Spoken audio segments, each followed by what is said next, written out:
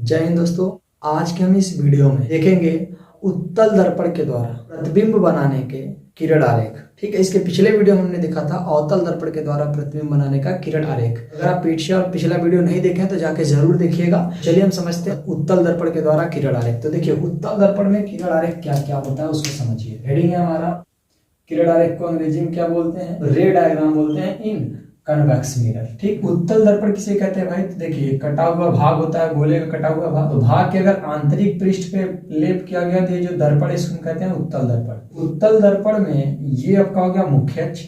ये जो बीच आप देख रहे हैं ये है ध्रुव। इस केंद्र का, इस गोले का जो केंद्र होगा वो हो जाएगा आपका वक्रता केंद्र। वक्रता केंद्र ध्रुव के बीच में इधर कहीं आसपास क्या आएगा? फोकस आएगा। इसको लेफ्ट साइड में जाएंगे बहुत दूर तो बने पड़ेगा अनंत।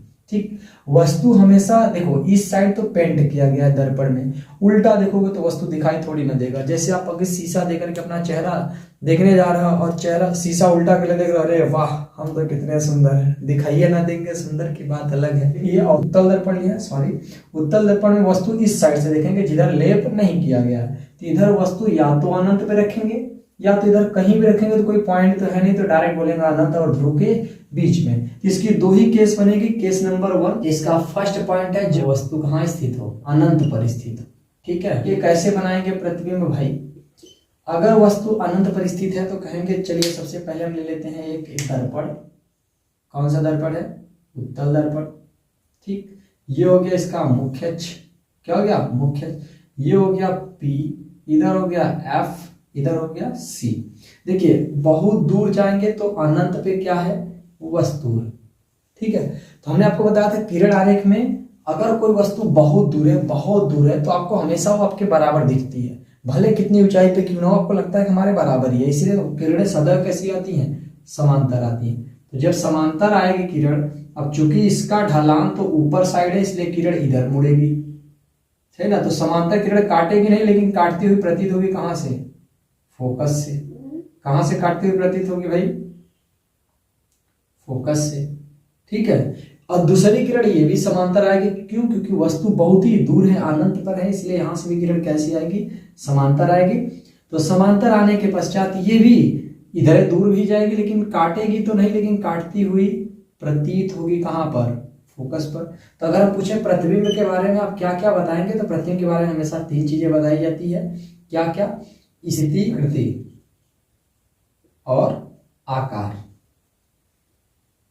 ठीक है, हम कहें स्थिति कहाँ स्थित है प्रतिबिंब? तो देखिए, इधर तो कहीं काटेगा नहीं, तो पीछे बढ़ा तो यहाँ पे काटती हुई क्या हो गई? प्रतीत हो गई। तो कहां पे काट रहा है स्थिति? फोकस पर। कहां पर? फोकस पर। कैसा बन रहा है भाई?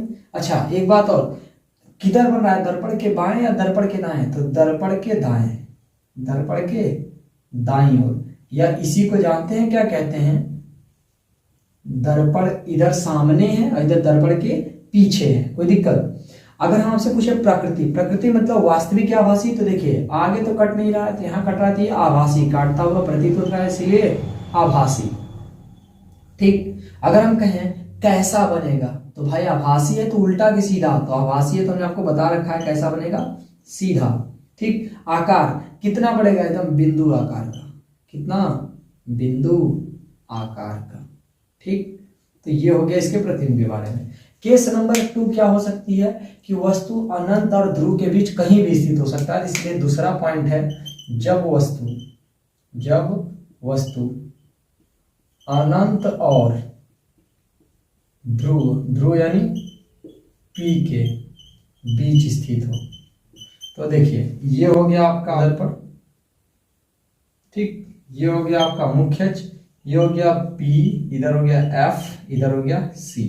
ये है इनफाइनाइट, बहुत दूर जाते जाते। वस्तु कहाँ स्थित है? तो कह रहा है वस्तु स्थित है ध्रुव और अनंत के बीच में, यानी इधर कहीं पर।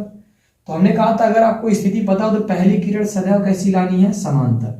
तो अगर कोई किरण समांतर आती है तो कहां से जाती है? इधर जाएगी तो ये ऐसा लगेगा कहां से आ रही थी? ध्रुव से। तो ध्रुव से जाती हुई प्रतीत होती है।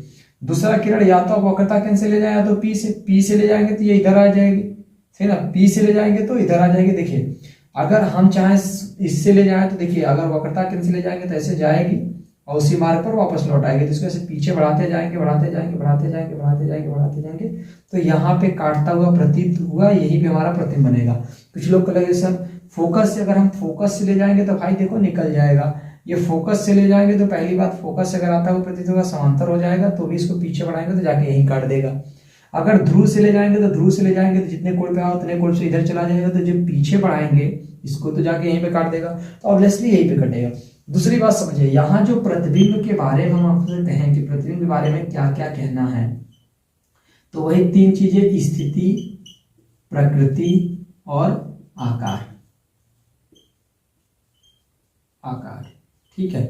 स्थिति कहां बन रही है, तो हमेशा देखो ध्रुव और फोकस के बीच, ध्रुव और फोकस के बीच, यहां तक तो कोई दिक्कत होगी नहीं, ध्रुव और फोकस के बीच होगा। अगर हम कहें आपसे कि दर्पण के दाएं या बाएं, तो दर्पण के दाएं, दर्पण के दाईं ओर, ठीक। अगर हम कहें कि वास्तविक या आभासी, तो काटता हुआ प्रतीत हो रहा है इसीलिए आभासी। अब एक बात बताओ, प्रतिबिंब सीधा को उल्टा, सीधा, यहाँ पे तो समझ में आ रहा है ना, सीधा है क्योंकि ऊपर की तरफ है, ऐसे हो जाता तो उल्टा हो जाता। आकार कैसा है, वस्तु से छोटा, वस्तु से छोटा। अब यहाँ एक बात ध्यान देने की है, अब जितना इधर जाएंगे प्रतिबिंब इधर ही आता जाएगा, इसका मतलब कोई बहुत बड़ी बात नहीं है। तो देखिए उत्तल दर्पण में आप एक चीज देख पाएंगे कि हमेशा प्रतिबिंब कैसा बनता है, आभासी। यहां भी हमेशा कैसा बनता है, आभासी। एक बार क्वेश्चन जानते हैं पूछा थे रेलवे में, एनटीपीसी में 2019 वाले पेपर में क्वेश्चन कह रहा था कौन से दर्पण में प्रतिबिंब आभासी एवं वस्तु से बड़ा बनता है। तो बच्चों को क्या लगा, आभासी तो हमेशा किससे बनता है, उत्तल दर्पण में। टिक लगा दिए, उत्तल दर्पण गड़बड़ हो गया। अरे भाई आभासी के साथ साथ वस्तु से बड़ा, वस्तु से बड़ा, देखो यहाँ भी वस्तु से छोटा, यहाँ बिंदु आकार का, 2 ही कंडीशन है ही, इसलिए उत्तल दर्पण जिन्होंने टिक लगाया वो क्या हो गया, गलत। इसका देखिए याद करिए, एक आभासी बना था प्रतिबिंब किसमें, अवतल दर्पण में। तो अवतल दर्पण में जब आभासी प्रतिबिंब बनता है तो उसकी जो लास्ट स्थिति थी, जब वस्तु कहाँ स्थित हो, P और F के बीच में, तो उसका P यहाँ था, F इधर था, उसके बीच में हो तो प्रतिबिंब दाहिने तरफ बनता है, आभासी बनता है और वस्तु से बहुत बड़ा बनता है, ठीक है। तो इसका राइट आंसर क्या होगा, अवतल दर्पण होगा। तो ये यहाँ तक हमारा किरण आरेख होता है समाप्त। अब हम समझते हैं कि किरण आरेख में जो दूरियां होती है, जैसे इधर दूरी है, इधर लंबाई है, उसको चिन्ह कैसे लिखा जाता है। कभी कभी फोकस दूरी जैसे माइनस लिखा जाता है, कभी प्लस लिखा जाता है, तो इसको समझिए कि कैसे, ठीक है। तो चलिए देखते हैं। गोलीय दर्पण में चिन्ह परिपाटी, चिन्ह परिपाटी मतलब जो वस्तु की दूरी है, जो प्रतिबिंब की दूरी या जो भी हो, उसका चिन्ह कैसे लिखा जाएगा। तो चलिए एक मेरी बात ध्यान समझिएगा। मान के चलिए हम एक दर्पण बना ले रहे हैं इधर, ये कौन सा दर्पण है, तो आप बोलेंगे ये कौन सा दर्पण है भाई, तो ये हो गया उत्तल दर्पण। और ये कौन सा दर्पण हमने बना लिया, अवतल दर्पण। ये इसका हो गया मुख्य अक्ष, ये है अवतल दर्पण। ये बहुत ध्यान समझिएगा, न्यूमेरिकल में बहुत ज्यादा काम आएगा, ठीक है। तो ये हो गया इसका मुख्य अक्ष और ये हो गया इसका मुख्य अक्ष। अगर हम आपसे पूछें कि ये अवतल दर्पण में यहाँ क्या होता है, तो यहाँ हो जाता है ध्रुव, इधर आगे आएंगे तो F, और आगे आएंगे तो वक्रता के C, बहुत ज्यादा दूर जाएंगे तो क्या आ जाएगा, अनंत। इसमें यहाँ आता है ध्रुव, इसमें इधर आता है F, और इधर आएंगे तो C, उधर जाएंगे तो इधर आएंगे तो क्या हो जाएगा, बहुत दूर पे अनंत। देखिए इसका जो ध्रुव है, हम आपको एक बात बता देते हैं, अगर हम वस्तु इधर रखेंगे, पहली बात तो ध्यान समझिए, अगर हम ऐसे क्षैतिज में लेते हैं तो ये दूरी होती है, क्या होती है, दूरी होती है।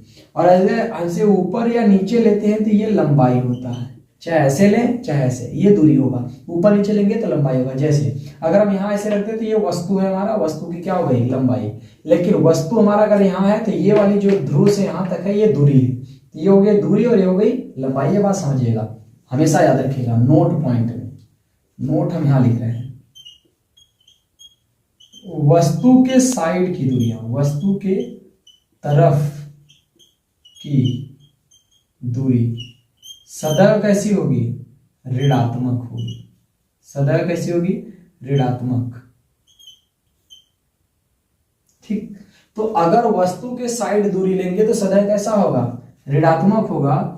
और वस्तु के विपरीत की दूरी, वस्तु के विपरीत तरफ की दूरी जो होगी वो कैसा होगा, ये होगा धनात्मक, धनात्मक। जैसे यहां पर अगर वस्तु रखा है, क्या रखा है, वस्तु, तो यहां से इधर की जितनी भी दूरियां होगी दर्पण से बाएं का वो ऋणात्मक होगा। जैसे यहां पर अगर ये वस्तु था और ये दूरी कितनी थी 20 सेंटीमीटर, तो हम बोलेंगे कि ये जो वस्तु की दूरी है वो 20 सेंटीमीटर नहीं -20 सेंटीमीटर है। कितना है, -20 सेंटीमीटर। यहां पर अगर हम रख देंगे तो इधर वस्तु है तो इधर भी दूरी क्या होगी, -20 सेंटीमीटर। ठीक है, मान लीजिए हम यहाँ पे वस्तु रखें इधर, तो ये भी लेफ्ट साइड में है तो इसमें भी -20 सेंटीमीटर, कोई दिक्कत। अगर मान लीजिए हमने यहाँ वस्तु रखा और इसका प्रतिबिंब इस साइड कहीं बन गया, इसका प्रतिबिंब किधर बना, दाहिने तरफ, तो ये जो दूरी है मान लीजिए 15 मीटर दाहिने तरफ बन गया, तो हम कहेंगे 15 मीटर किसमें होगा, पॉजिटिव में होगा। किसमें होगा, पॉजिटिव। इसमें मान लीजिए वस्तु अगर इधर है, अगर हमारा कोई प्रतिबिंब इधर बन रहा है तो यहाँ से जितना दूर बनेगा वो पॉजिटिव लिखा जाएगा, यहाँ से जितना दूर बनेगा निगेटिव में। यानी आपको एक बात तो समझ में आ गई, वस्तु के तरफ की दूरी ऋणात्मक होगी, वस्तु के विपरीत तरफ की दूरी धनात्मक। ये क्लियर हुआ। ठीक, तो वस्तु जिधर रखा गया। अच्छा एक बात और, अगर हमने वस्तु को राइट इधर साइड रख दिया तो ये वाली दूरी किधर होगी, ऋणात्मक में होगी, और ये दूरी किसमें होगी, धनात्मक में। अगर वस्तु इधर है तो ये वाला माइनस में होगा और ये वाला प्लस में होगा। Got it. ठीक, तो यहां से हम बढ़ते हैं थोड़ा सा आगे। ये हो गया दूरियों के लिए, और लंबाई की बात करते हैं। किसकी, लंबाई का। तो लंबाई में ध्यान समझिएगा, ये जो आप लाइन देख रहे हैं, मुख्य अक्ष के ऊपर साइड जाएंगे। किधर, ऊपर साइड, मुख्य अक्ष के ऊपर, ये क्या होगा, पॉजिटिव होगा, और मुख्य अक्ष के नीचे साइड आएंगे तो निगेटिव होगा। ठीक, अगर ऊपर साइड जाएंगे तो पॉजिटिव और नीचे साइड आएंगे तो निगेटिव। तो इसके लिए एक बहुत ही इंपॉर्टेंट चीजें हैं, यहाँ पे नोट में ध्यान दीजिएगा। एक होता है जिसे हम कहते हैं ऐसे चिन्ह परिपाटी निर्देशांक ज्यामिति, ये होता है x अक्ष। क्या होता है, x अक्ष। ऊपर क्या होता है, y अक्ष। क्या होता है, y अक्ष। देखिए इधर साइड जाते हैं तो ये प्लस में y होता है, और इधर साइड माइनस में y। तो इधर साइड प्लस में x, इधर साइड माइनस में x। तो देखिए अगर, लेकिन ये बात ध्यान दीजिएगा, ये नोट की पॉइंट है, यदि वस्तु किधर हो, यदि वस्तु दर्पण के बाईं ओर हो, दर्पण के बाईं ओर, केवल तभी ये लगेगा। सही ना, ये कब लगेगा, यदि वस्तु दर्पण के किधर हो, लेफ्ट साइड में हो, यानी बाएं साइड हो, तभी ये लगाना है। तो देखिए यहां से जितने बाएं साइड जाएंगे, ये इधर जितना जाएंगे ये माइनस में आता है, निगेटिव, और इधर जितना जाएंगे वो किस में आता है, प्लस में आता है, पॉजिटिव। ऐसे ऊपर साइड जाएंगे तो पॉजिटिव आता है और नीचे साइड जाएंगे तो निगेटिव आता है। अब ध्यान समझिए, एक हम आपको सिंबल तरीके से बता देते हैं। जैसे मान लीजिए ये हो गया हमारा कौन सा दर्पण, अवतल दर्पण। ये लंबा तंबा हमने ये मुख्य खींच दिया, ये हो गया मुख्य ध्रुव। यहां पर हमने एक वस्तु रखा, हमने कह दिया वस्तु जो है ये, इसका मान है 10 सेंटीमीटर लंबा है। यहां से और ये दर्पण के बीच की दूरी कितना है, तो मान के चलते हैं 20 सेंटीमीटर है। कितना है, 20 सेंटीमीटर। और इसका एक किरण हमने समांतर लेगा, इधर आकर के काट के निकल गई, और दूसरा किरण हम ऐसे लेकर के आए, इधर आके काट के निकल गई, और यहाँ पे जो बना ये बन गया प्रतिबिंब। क्या बन गया, प्रतिबिंब। और इसकी दूरी मान लेते हैं कितना है, तो ये मान लेते हैं 15 मीटर है। कितना है, 15 मीटर। तो ध्यान समझिए कौन कौन सी दूरी माइनस होगी, कौन प्लस होगी। ये जो वस्तु दूरी में है ये किसमें लिखा जाएगा, क्योंकि वस्तु के साइड और देखिए लेफ्ट साइड है, इसलिए किसमें होगा, माइनस में 15 मीटर। ठीक, सेंटीमीटर जो भी। और देखिए ये वस्तु है तो वस्तु कितना हो गया, 20 सेंटीमीटर, और ये हो गया प्रतिबिंब इसका, ये भी इसी साइड है, वस्तु साइड, इसलिए 15 मीटर माइनस में। और ये देखिए ऊपर की तरफ, इसलिए प्लस में 10 सेंटीमीटर, ये वस्तु की क्या है, लंबाई है। कोई दिक्कत। और इधर की तरफ अगर बना है, मान के चलते हैं ये कितना बना, अगर 15 सेंटीमीटर या 5 सेंटीमीटर बन गया, तो ये माइनस में 5 सेंटीमीटर बन गया। ठीक, तो उम्मीद करते हैं कि आपको ये दूरियां नापना समझ में आ गया होगा। तो चलिए एक छोटी सी चीज और देख लेते हैं, कौन सा, तो वो ये कि जैसे मान के चले ये क्या है, अवतल दर्पण है, ये हो गया इसका मुख्य अक्ष, क्या ये हो गया ध्रुव। ठीक, यहाँ पे हो गया एफ, यहाँ पे हो गया सी, और इधर जाएंगे दूर पे तो क्या हो जाएगा, अनंत। ठीक, देखिए अगर हम कह दें कि मान के चलते हैं ये हमारा क्या हो गया, वस्तु। क्या हो गया, वस्तु।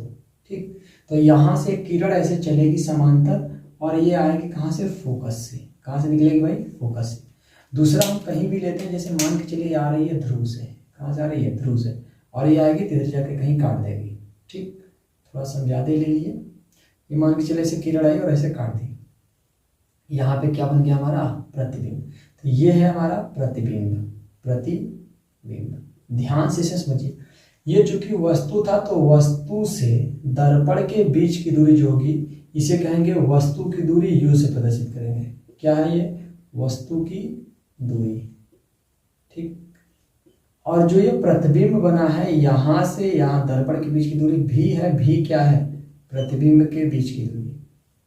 प्रतिबिंब के बीच की दूरी, प्रतिबिंब की दूरी। ठीक है। ये वस्तु है, वस्तु इसको कहते हैं ओ यानी वस्तु की लंबाई। ओ यानी वस्तु की लंबाई। ठीक है। और ये है प्रतिबिंब। तो प्रतिबिंब यानी आई से इमेज की लंबाई यानी प्रतिबिंब की लंबाई। प्रतिबिंब की लंबाई। कोई दिक्कत?